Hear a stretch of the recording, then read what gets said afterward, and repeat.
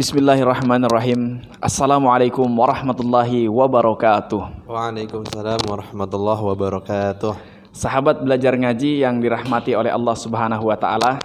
Jumpa lagi dengan saya Sandi Ibrahim selaku host atau moderator podcast Belajar Ngaji. Pada hari ini insyaallah tanggal 29 Maret atau insyaallah sudah masuk ke 7 Ramadan ya Ustaz ya. Iya. Mudah-mudahan pemirsa semua sehat selalu dan diberikan kekuatan dalam menjalani ibadah puasa di awal-awal bulan suci Ramadan ini sampai dengan akhir bulan suci Ramadan. Amin. Nah, sahabat belajar ngaji yang dirahmati oleh Allah Subhanahu wa taala, pada hari ini kita akan ngobrol santai, bincang-bincang dengan salah seorang narasumber kita ya. Masya Allah, beliau sudah ada di samping saya, yaitu Al Ustadz Hasbi Dinmas Pratama ya Ustadz. Iya, benar sekali Ustadz. Masya Allah, Al Hafiz ya. Masya Allah. Tidak boleh seperti itu.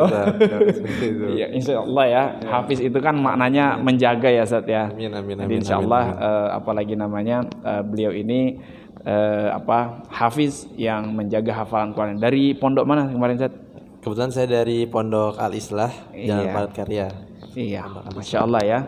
Nah, jadi beliau ini guru tahfiz di SMP IT Mutiara Rahma, benar Ustaz ya? Benar sekali. Iya. Nah, Ustaz Ustadz Hasbi, ini saya harusnya tanya kabar dulu ya tadi ya. Ya. Gimana kabarnya nih Ustaz? Alhamdulillah, barakallah. Semoga Allah memberkahi kita semua ya Masya di bulan Allah. Ramadan ini. Amin amin ya rabbal alamin. Nah, Ustadz, apa lagi namanya? Usianya ini masih muda sekali Ustadz ya. Iya. Berapa usianya Ustadz? Masih 10 tahun. 10 tahun. Saat ini puasa Ustadz. Astagfirullah. Berapa tahun? 10 tahun ditambah 10. Saya mau Masya Allah Insyaallah ya. tahun ini 20 insyaallah. 20 tahun ya, dengan hafalannya yang sangat luar biasa ya. Terus terang ini Ustadz, saya juga ya iri dalam kebaikan itu boleh ya Ustadz ya. Iri ya, misalnya antum hafalannya lebih banyak ya gitu, pasti iri dalam hal itu untuk memotivasi ya, untuk kita juga bisa menambah hafalan begitu Ustadz ya. Nah, Ustadz Hasbi, ini kan antum sebagai guru tahfiz ini ya. Nah, awal mula antum menghafal Al-Quran itu bagaimana prosesnya Ustadz? Kok bisa sampai kemudian ya sampai sekarang ini sudah menghafal begitu banyak di dalam Al-Quran seperti itu? Ini awal mula di pondok menghafal atau sebelum di pondok Ustaz?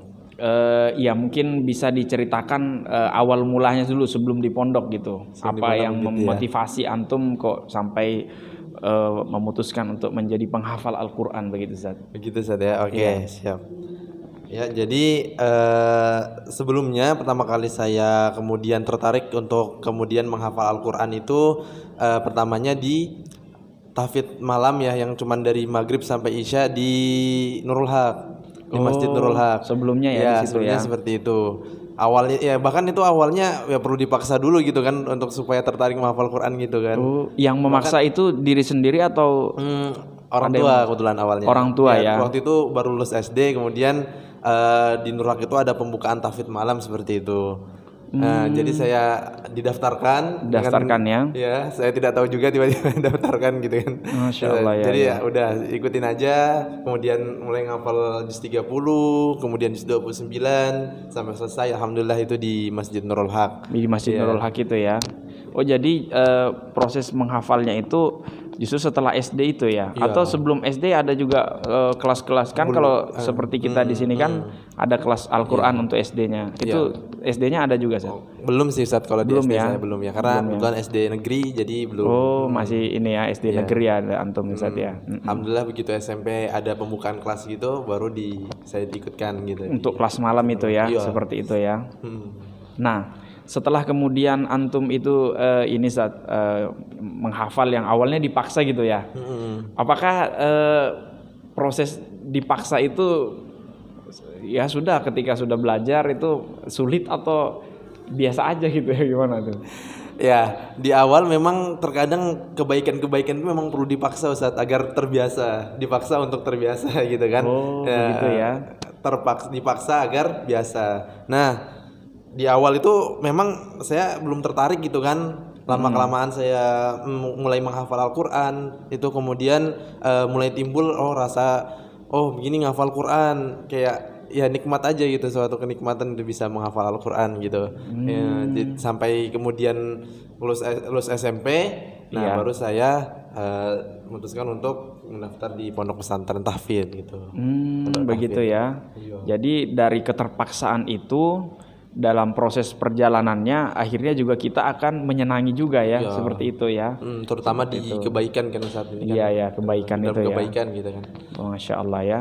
Nah, tapi berarti ketika sudah 3 tahun ya tahfidz malam itu baru setelah itu ke pondok ya. Nah, mungkin kalau ke pondok itu kan jelas ya karena hari-hari ya di situ ya. Nah, tapi kalau yang untuk tahfidz malam ini tadi kalau saya dengar dapatnya berapa juz? 3 juz atau berapa? Di tahfidz malam itu.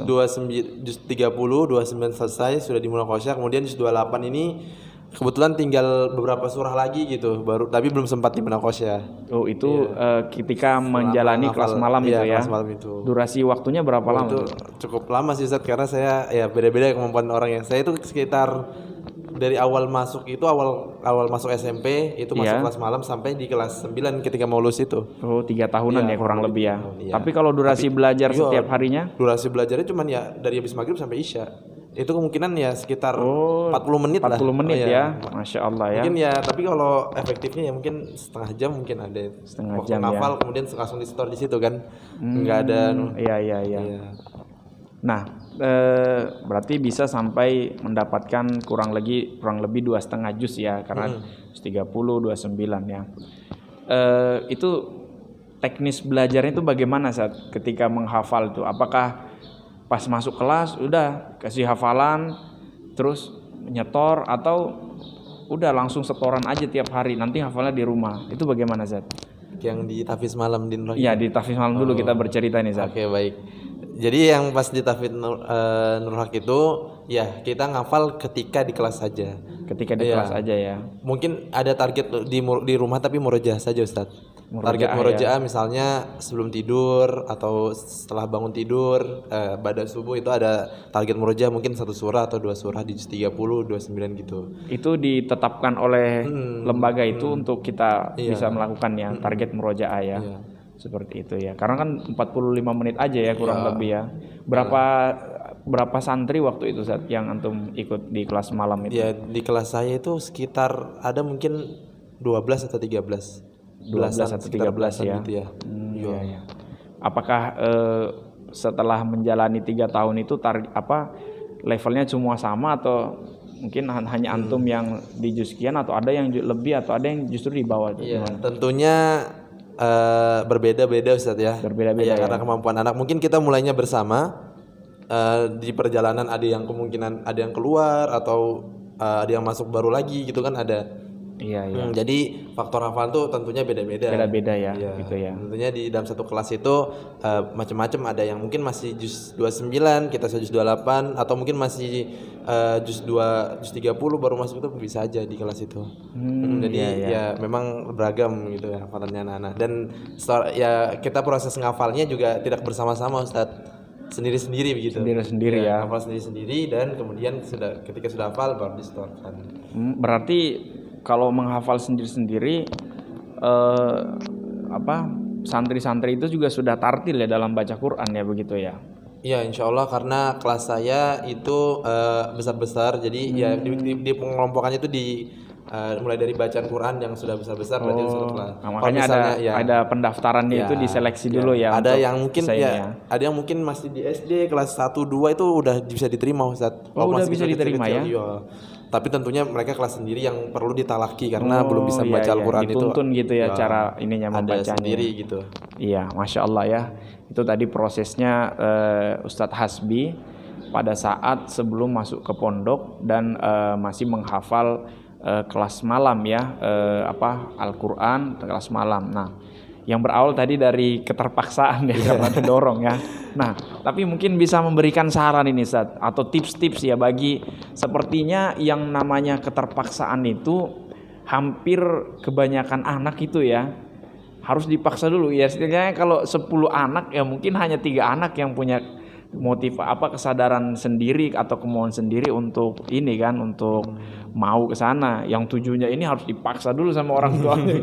Nah, mungkin bisa ngasih saran saat bagaimana harusnya kita menyikapi itu gitu kan, sampai kemudian kita itu ya kalau bisa tidak berlama-lama dalam keterpaksaan itu ya kan. Sampai kalau saya dengar itu ada yang kabur dari dari rumah gitu. Gitu. Gimana kira-kira anunya itu? Kalau ya, jadi memang gimana fenomena anak-anak di zaman sekarang ini kan luar biasa Ustaz ya. Iya, iya. Bagaimana memberontak ini padahal orang tua bermaksud dengan kebaikan, ajak dalam kebaikan gitu, tetapi ya anak-anak mulai ya mungkin pengaruh dari pertama dari gadget yang mungkin terlalu ini kan. Gadget ini ya. Yang mungkin ya semakin hari zaman ini kan semakin sulit gitu. Sulit ya, ya. Anak-anak itu kemudian mau menghafal Quran, tapi itu tentunya dari pendidikan dari orang tua juga, bagaimana mampu mengajak anak tentunya dengan ahsan ya, dengan baik. Mengajaknya itu dengan ahsan ya, baik. Bagaimana memberikan motivasi kepada. Jadi dulu saya juga sama orang tua saya itu diberikan motivasi terus, terutama kemuliaan dalam menghafal Al-Quran gitu kan. Bagaimana kalau misalnya orang itu bisa sudah menghafal Al-Quran, itu kemuliaannya nanti di akhirat, bagaimana derajatnya itu nanti ditingkatkan sesuai dengan ayat yang dibaca. Itu kemuliaan yang seperti itu seringkali orang tua saya ingatkan. Orang tua yang memotivasi begitu. Nah ini mungkin yang jarang juga ya dilakukan oleh orang tua, bahwa jangan sampai justru kita itu menyerahkan sepenuhnya kepada ustadz atau guru ya, bahwa tolong dimotivasi anak saya, tolong di ini, karena sebenarnya kadang-kadang justru orang tua itulah yang lebih didengarkan ya begitu ya. Jangan sampai justru menyerahkan kepada guru ya, istilahnya kayak bengkel gitu ya, menyerahkan kepada bengkelnya. Begitu ya anunya saja. Tapi dulu antum sudah kenal gadget belum waktu anu itu Zat? Waktu lulus SD itu sudah pegang atau mungkin nggak ada sama sekali dulu gitu? ada cuma dibatasi ya, ada. Memang antum dibatasi ya dari penggunaannya ya. Ada tapi. Tipikal pengasuhan orang tua gimana? Apakah mungkin keras atau membiarkan atau seperti apa kalau menurut antum itu? Orang tua saya enggak keras sama sekali enggak ya? Enggak. Lebih mengarahkan gitu ya. Mengarahkan ya seperti itu ya. Tidak pernah sampai mungkin kalau misalnya saya nakal banget kayak melakukan nakal yang betul-betul baru mungkin agak marah gitu kan. Ada marah di situ. Tapi selain itu enggak terlalu. Ya, tapi luar biasa ya. Tadi yang saya dengarkan berarti orang tuanya sering memotivasi juga ya, memberikan fadilah-fadilah dan keutamaan ketika menghafal Al-Quran itu ya, seperti itu ya. Jadi tentu saja itu juga yang memacu semangat ya untuk antum bisa menghafal ya, tentunya lebih baik. Nah, sahabat belajar ngaji yang dirahmati oleh Allah Subhanahu wa taala, itu tadi perjalanan Ustadz Hasbi dari lulus SD yang beliau tadi sampaikan, kemudian menghafal dengan keterpaksaan tadi ya, mohon maaf ya, awalnya karena memang didorong oleh orang tua. Ya memang lumrah sekali ya bahwa anak-anak sekarang itu apalagi masih di bawah kendali orang tua ya harus didorong ya, seperti itu. Dan sampai kemudian beliau menempuh 3 tahun untuk mempelajari Al-Quran dalam menghafal, itu mendapatkan sekitar 2,5 juz ya. Nah kemudian ini ya, kita akan membahas mengenai beliau prosesnya ketika di pondok ya. Nah tapi ya karena waktu yang membatasi kita ya, mungkin mohon maaf kita sambung di lain waktu Ustaz ya. Karena ini mungkin menjadi sesuatu hal yang membuat orang tua itu ingin mendengarkan ya bagaimana prosesnya di pondok. Panjang perjalanannya ya. Panjang di pondok. Masya Allah ya. Tapi tadi juga sudah diberikan tips-tipsnya bahwa orang tua itu ya tidak boleh melepaskan begitu saja Zat ya. Dan anak-anak juga kita sebagai mungkin anak-anak yang belajar ya harus menurut ya seperti itu kepada orang tua. Ya, terima kasih banyak Ustadz Hasbi atas kehadirannya di podcast ini. Mudah-mudahan tentunya bermanfaat dan membawa motivasi tersendiri khususnya buat saya dan pemirsa yang menyaksikan tayangan video ini. Ya, mohon izin saya tutup ya Ustadz ya. Ya. Terima kasih pemirsa yang telah menyaksikan video podcast ini. Mudah-mudahan kita semua diberikan pemahaman oleh Allah Subhanahu wa taala dalam menghafal, dalam membaca Al-Qur'an sampai kemudian mentadaburi isi Al-Qur'an. Saya Sandi Ibrahim dan saya Hasbidin Mas Pratama. Iya, dari Belajar Ngaji kami ucapkan terima kasih banyak. Wassalamualaikum warahmatullahi wabarakatuh.